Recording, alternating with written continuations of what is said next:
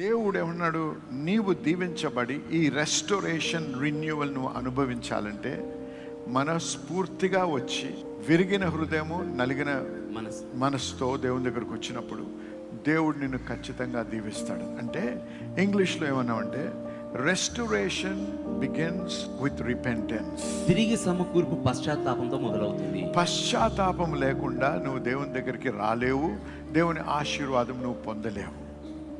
కాబట్టి మనము తెలుసుకోవాల్సింది ఏంటంటే దేవుని దృష్టిలో ప్రతి ఒక్కడు పాపే. నువ్వు తిరిగి జన్మించావు నిజమే, కానీ నువ్వు అనేకసార్లు తప్పుడు అడుగులేసావు, నువ్వు అనేకసార్లు తప్పులు చేసావు, నువ్వు పాపాలు చేసావు.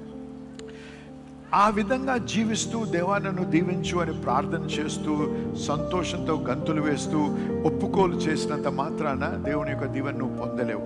ఎప్పుడు దేవుని యొక్క దీవెన పొందగలవు? నిన్ను నీవు తగ్గించుకొని మనస్ఫూర్తిగా దేవుని దగ్గరకు వచ్చి, ప్రభువా నన్ను దీవించు, నాయన నన్ను క్షమించు, ముందుగా నా పాపముల నుంచి నన్ను క్షమించు. హల్లెలూయా. నేను పాప క్షమాపణ, రిపెంటెన్స్ అంటే పశ్చాత్తాపం అంటే దేవా ఐఎమ్ సారీ అంటే సరిపోదు, క్షమించమని అడిగితే సరిపోదు. నిజమైన రిపెంటెన్స్ ఏంటంటే నేను క్షమాపణ అడగడమే కాదు, నేను చేస్తున్న చెడు నుంచి నేను వెనుతిరగాలి.